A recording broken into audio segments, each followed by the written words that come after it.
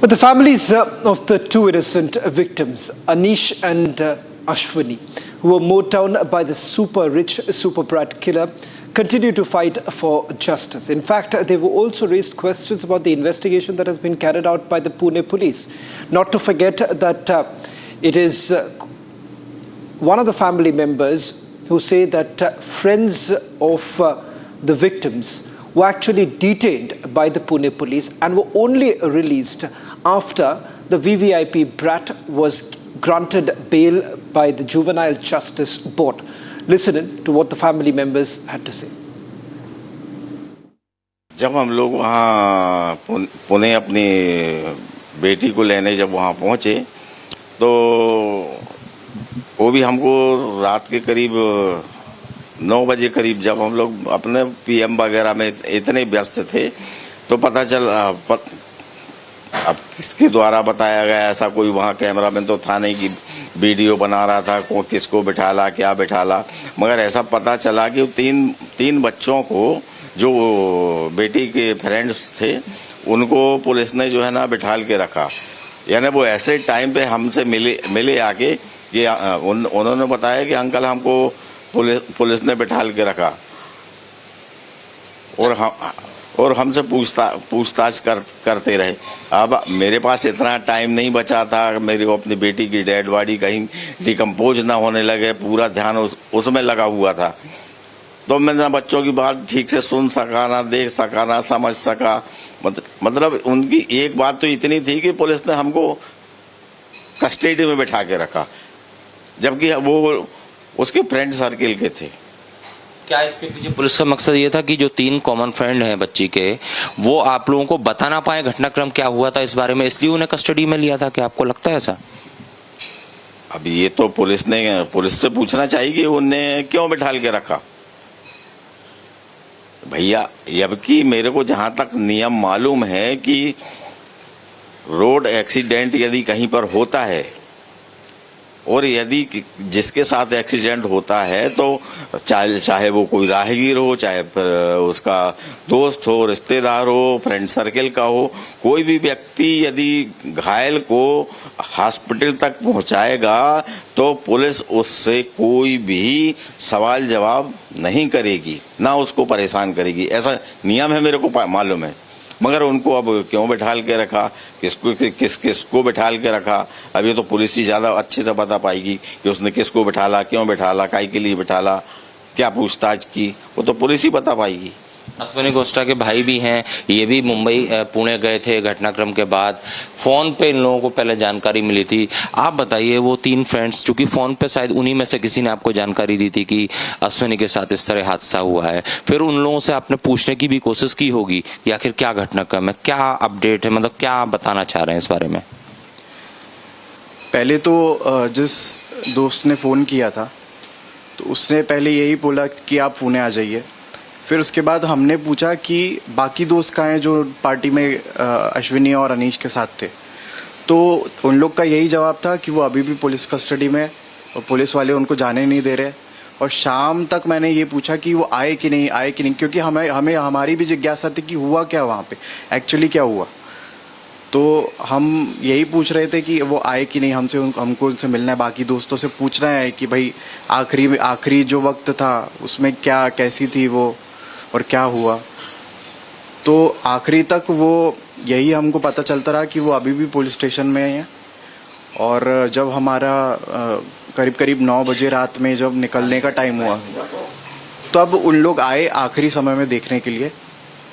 बस मतलब एक प्लानिंग के तहत जब आपका निकलने का समय हुआ उस समय पुलिस कस्टडी से उन्हें छोड़ दिया कि आप लोग बात ना कर पाए, शेयरिंग ना हो पाए कि क्या घटनाक्रम हुआ था, ऐसा?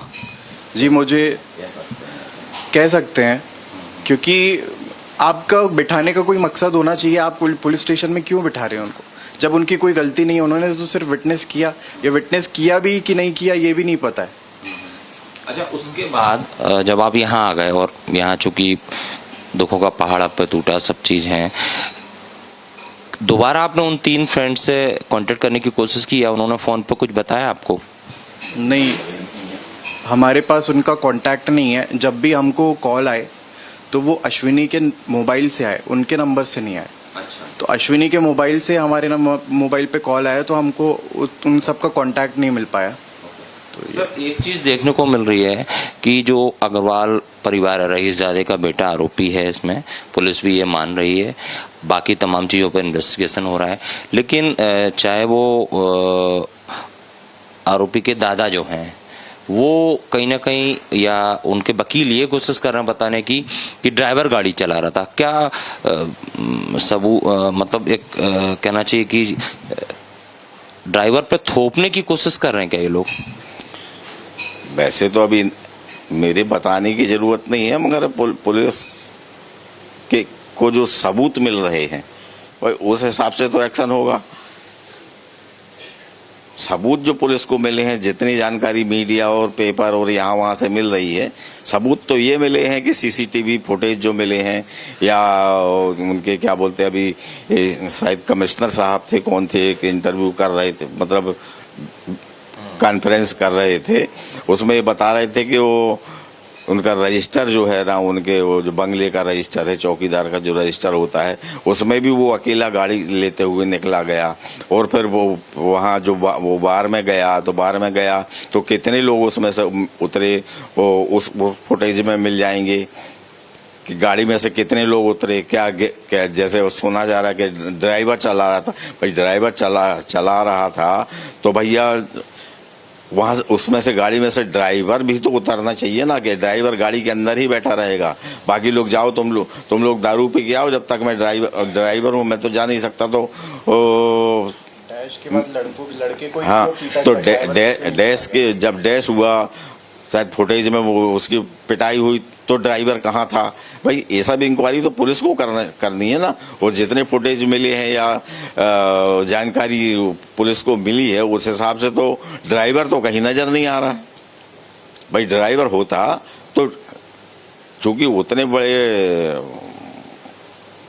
क्या बोलने चाहिए, पूंजीपति का की गाड़ी है वो, तो ड्राइवर तो अलग ही दिख जाएगा, उसकी एक अपनी अलग ड्रेस होती होगी, उसके अपने ऑफिस होंगे, तो उन सब के जो कर्मचारी होंगे उनकी अपनी एक ड्रेस होती होगी, तो वो तो अलग ही दिख जाता ना ड्राइवर।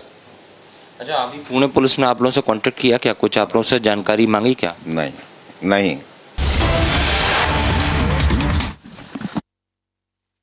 आपको कौन दबाव डाला था? आपको कौन, विशाल अग्रवाल ने दबाव डाला था? आपको विशाल अग्रवाल ने दबाव डाला था? आपको कौन दबाव डाला था? आपको चाबी देने के लिए जब नाबालिग था वो बंदा, तब क्यों आपने चाबी दिया? ओए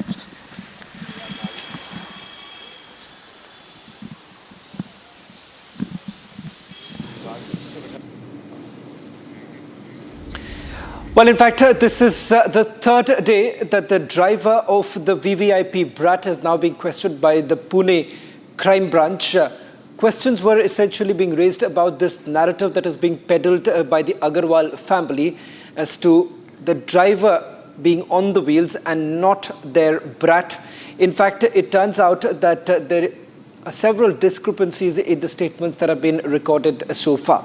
S.K. Agarwal makes this claim, saying that he has access to the statement, and he says that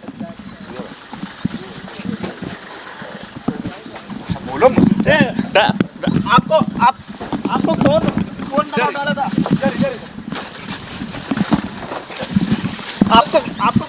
आपको कौन दबाव डाला था? आपको कौन, विशाल अग्रवाल ने दबाव डाला था? आपको विशाल अग्रवाल ने दबाव डाला था? आपको कौन दबाव डाला था? आपको चाबी देने के लिए जब नाबालिग था वो बंदा, तब क्यों आपने चाबी दिया? ओए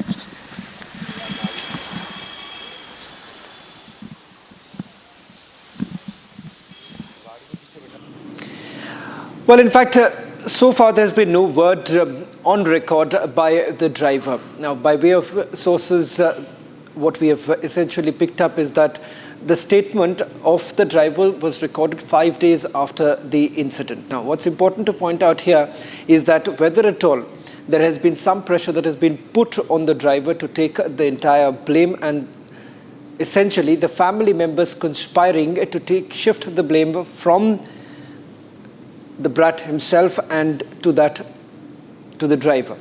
What's important to also highlight here is that the Juvenile Justice Board had essentially sent him to the remand home based on the fact that he was driving.